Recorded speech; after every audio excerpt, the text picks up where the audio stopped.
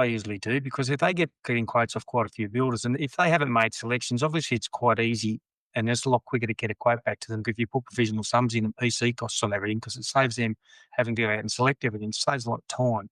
Yeah. But if you explain to them that, that your PC allowances might, for a bathroom, say toilet vanity, shower screen, tapware, might add up to $5,000. If they get a quote off another builder and they're only allowing $1,000 for all that stuff, well, effectively your quote's $4,000 cheaper than theirs, and they've got to explain that, understand that, or it could be the other way around.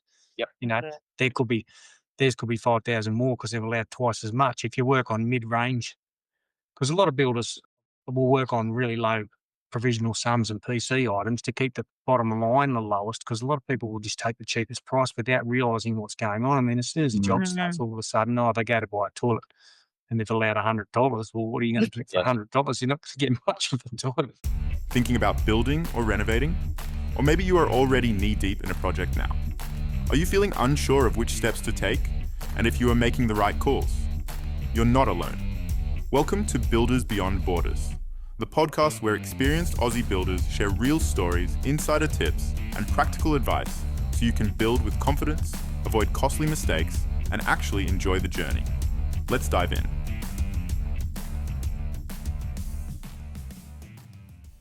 G'day guys, it's Dean and Shannon Hodgetts from DJH Builders here with another podcast for Builders Beyond Borders. Today we have Louise and Andy from Perway Construction Services in Perth, WA. Hi guys. And Paul from Independent Building Solutions in the sunny state of South Australia. Canberra, sorry. Hey, guys. So good. Yeah, I'll probably move to South Australia as well. So today we've got a few good topics about the home renovation hidden costs. We all know it's a contentious subject when it comes to builders and clients in the renovation space.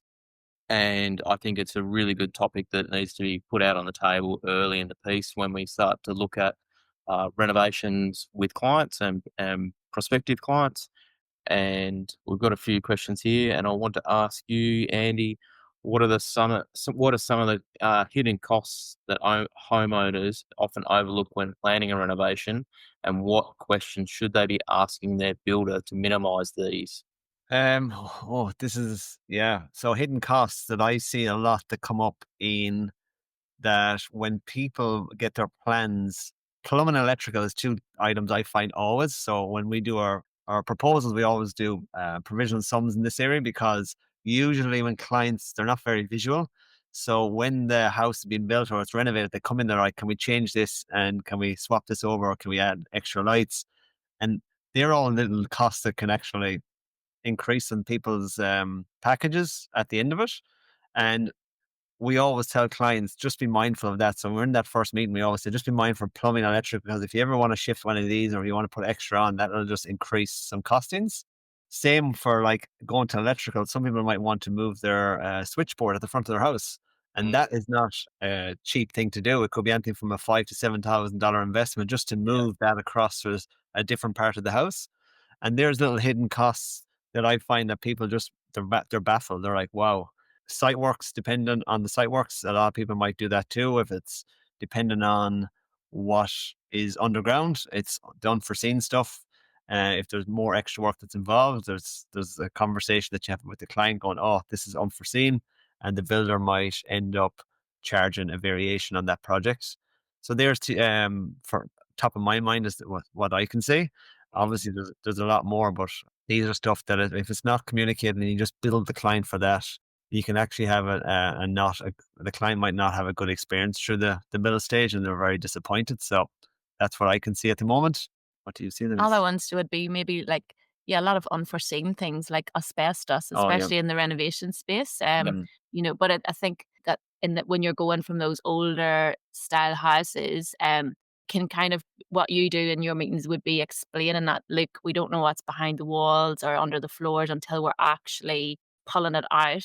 Then you do the asbestos testing. But it's just, I think when you're saying hidden costs, it's things that are hidden. But if you are communicating as a builder to the client that these are expectations that could arise, or making them aware of potential things that might happen. It's not a big surprise. So, then you can allow for some contingency or just like that, having that expectation. Like I remember that job that you did down in Hilton, and it was an unexpected and hidden cost was the kitchen foundation, wasn't it? Like kind of sinking into the ground, so you had to get more underpinning to bring that back up. So again, it was like a hidden, they didn't know that was going to happen until it actually got stuck into the renovation. So unfortunately that wasn't something even that was expected, but it's just being aware of these things, especially in the renovations, that can happen. Yeah, and that's one of the ones that we sort of count as a unexpected cost, where you might pull something up and realise that all the bearers and joists or whatever may be rotten into place. When with our business, we try and educate our clients in what could be a potential extra cost at the start. So when we do our initial site inspection, I go around and have a look at power board. Now, I'm by no means a plumber or electrician, but I've seen enough power boards and hot water cylinders to realise what's going to last and what's going to probably need attention. So I try and educate our prospective clients that, there could be, they might be up for a couple of grand for a new hot water cylinder, or, even just get rid of the ceramic fuses out of their switchboard, because we find that quite often in places that haven't had a bit of work done on them for 30 or 40 years. So, there might be a couple of grand in a switchboard upgrade. So, that's great. Paul, how important do you think it is for a builder to work alongside a designer during the concept and planning stages to minimise unforeseen issues? I think, going back to all that stuff, it's probably, from the builder's point of view, it's probably up to us to advise people about all this stuff, because we probably know more about it than what they do. A lot of people, especially if they've never done a project before, are not going to understand that sort of stuff. So you need to bring it to their attention with regard to all those things you just mentioned, power boards. In Canberra, it's compulsory now that all plumbing, electrical and things like that have to be brought up to the new standards, energy ratings and stuff when a project's done. And it's not negotiable. So again, if you've got like the old ceramic fuses you're talking about, Dean, well, they're not legal anymore. So they've got to be upgraded. There's just no option. So I always take a photo of the switchboard, send it to my electrician and get him to have a bit of a look, make sure everything's okay. And we make sure we talk to the designers about that as well, and the clients right from the start. And the same goes with plumbing, drainage in particular. The overflow relief gullies, have to be 150 mil below finished floor level, and not a flat block with a concrete slab house. Sometimes that can be a bit tricky, but especially if they've got a recessed shower or something inside to try and achieve that. Got to make sure you just bring it to their attention, bring it to the designer's attention, and try and cover up on those sort of things. Because I think if we do that, there's not usually a lot of unforeseen things. Moving a hot water unit, like you say, if it's 15, 20 years old, it might be working fine, but the minute you touch it is when it might pack it in, because once it's been disturbed. So we've got to explain that sort of stuff to clients, because they don't understand any of that. We've got to explain it to the designers as well to make sure it's all covered off on them. And then you've only got those, obviously under the ground, which doesn't happen very often, but sometimes it can be an issue. Or, we had some people stripping the bathroom out. They were doing it themselves, the bathroom reno a few weeks ago, and the frame was full of white ants, which is pretty devastating for people to find out, because they don't know how far they are through the house. And, they ring us to come and rectify all the frames and everything for them.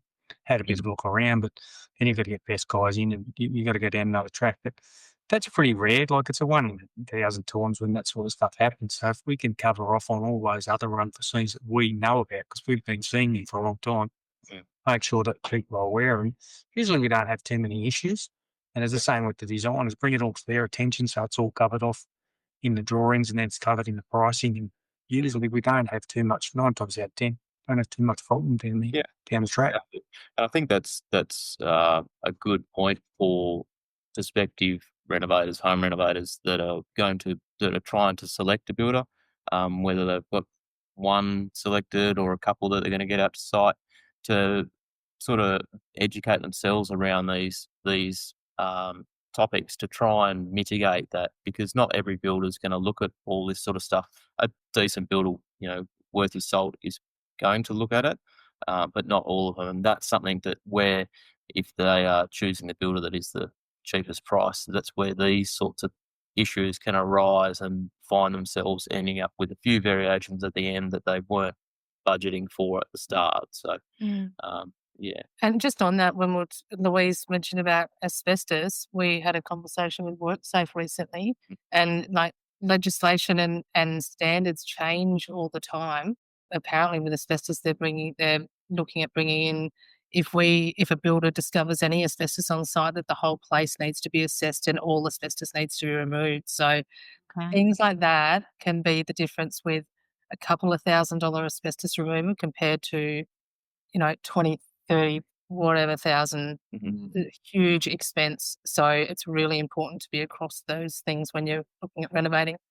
That's something we explain to people too, because going off the age of the house, we can usually gauge that pretty close here. Because anything built before 1980, late 70s and earlier, definitely will have in the eaves and maybe in the wet areas. Anything built in the 70s or earlier will have in the wet areas and eaves and that sort of stuff. But anything built after 85 generally doesn't.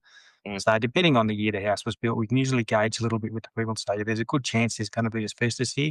Well, there's pretty sure that there's not going to be, and we can save them the cost of having to get a test done, unless they want to get a test done, and hopefully it'll be okay. If we come up against it, obviously then we've got to assess it. It becomes a variation at that point, but we're trying to eliminate that from the start by, like I say, gauging the year the house was built, and generally get that pretty right. Yeah, we find it a lot of the time, even with properties that have had little tack-ons done, because we do have quite a few aging properties here, sort of even from the 1890s through to the 1920s, that will then have a little fibro shed that's tacked onto the back, and that's where the kitchen is. I looked at one last week that's just like this, and that, they're probably going to be up to $10,000 or $15,000 to have all the asbestos removal done. Luckily for them, the client was already aware before we went to site that it was present. So it's definitely a big issue when it comes to our projects in the renovation space. On to our next question. Louise, how much should homeowners realistically budget for contingencies, and what are some of the best practices for ensuring that these funds are allocated properly? And I know you guys have already brought up the magical provisional sum. That's something we do as well. So would you like to elaborate on those? Yeah, well, I suppose maybe, I think you would educate the clients to have that contingency of about approximately 10 to 15% for, on the bigger or older homes, or the bigger scale renovations, just to have that allowance just as a buffer in the background, that, if you know that you're going and having to join a lot of old with new, and these are possibilities that may come up, it's just better to have that safety net, or little reserve there, that again, like that, you're not going to be shocked by it. And again, with the provisional sums, yes, it is a way to assist, in the sense of, you could let the client know that you are putting in a big buffer there for a, provisional sum allowance. And obviously then if it comes in less than what it is, then that's a bonus for the client. But it's educating them on that as well. It's to say, look, we have made this bigger allowance in the provisional sum, but if it comes in at less, that's a win for you, rather than the opposite way around, saying, we've only made this like a budget amount or a standard amount for your provisional sum, but yet then it may come in a lot more, and then it makes the experience, or it can make for a client to be more disappointed, going, oh no, and I have to dig into that, I have to find that money from somewhere. So I think it's just being a little bit more generous in the provisional sums, not to try and it's not there to say, oh, this is actually what it's going to cost, but it's just there to help with the client's expectations, that this may happen, and this may be that it might come, the cost might come to this, and if it doesn't, then you're going to get this money back.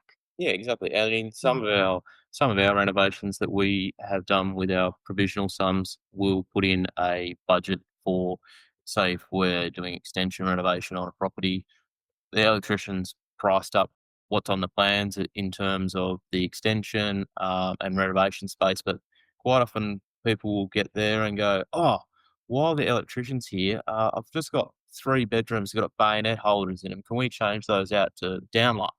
And it's kind of like, cool, we've got that in the budget. We're looking at that at the moment. Yeah, that should be fine. So then it's Yeah.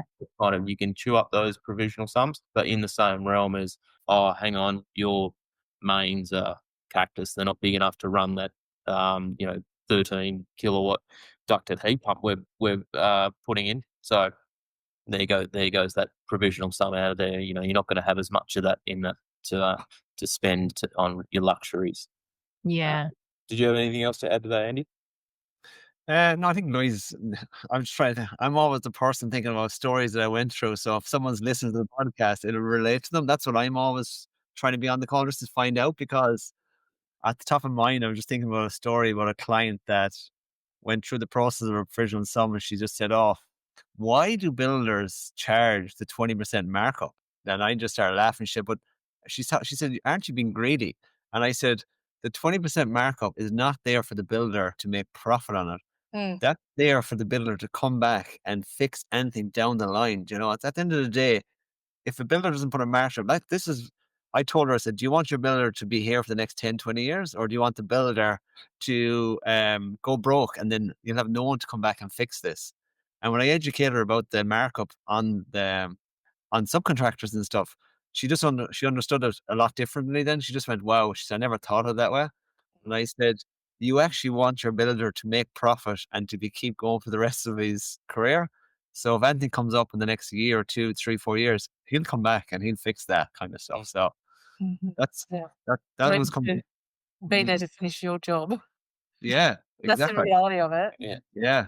Yeah. And so she understood that straight away. Then she's like, oh, she just thought we're being greedy and just Yeah. doing it for the sake of it.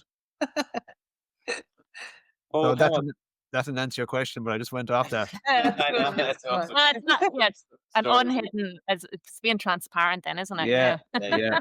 Mm. Paul, how about how much do you think homeowners should realistically budget for contingencies in your experience? Usually tell them to work on about a 10% contingency. It depends on the size of the job and the complexity too of the job, I guess. Just for unforeseen things. If people stick with the scope, generally you don't need it unless there is one of those things we talked about earlier that can just come out of the blue that no one's sort of been prepared for. Mhm.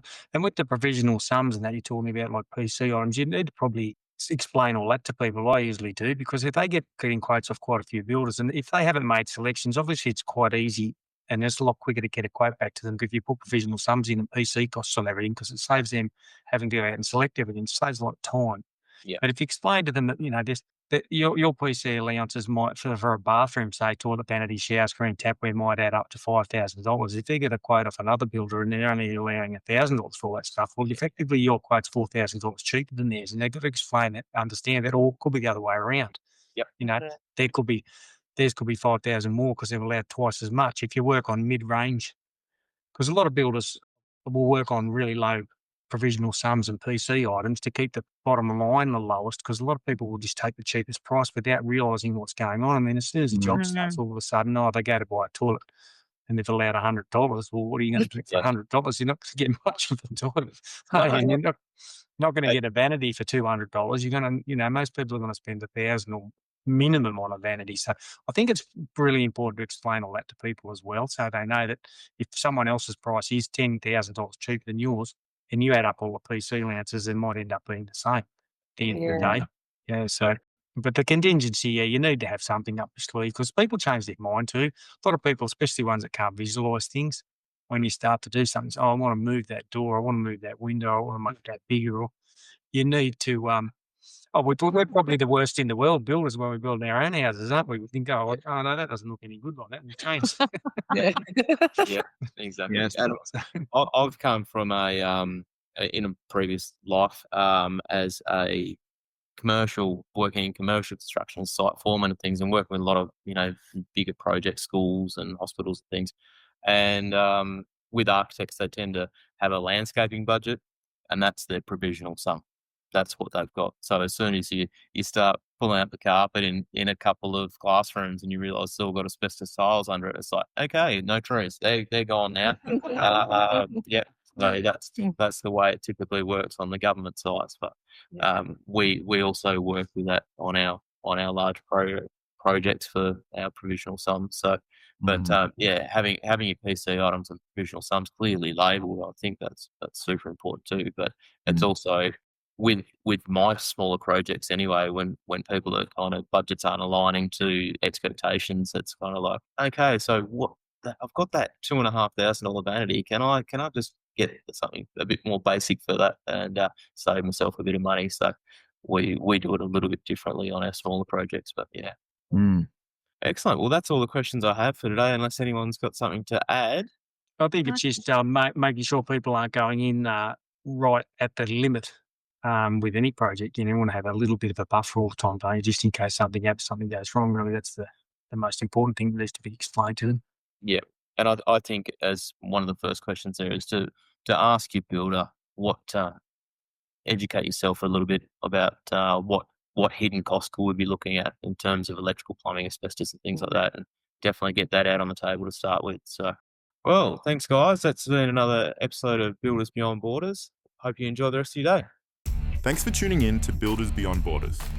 If today's episode helped you feel more prepared, clearer, or more confident, share it with a mate who's planning their own build or reno. Got a question about building, renovating, or working with tradies? Send it our way. We might cover it in a future episode. And don't forget to hit follow or subscribe so you never miss the real stories, practical tips, and builder insights we've got coming your way. Everything shared on this podcast is based on our experiences and those of our guests. It's general info only. Any reliance on the information provided is done at your own risk.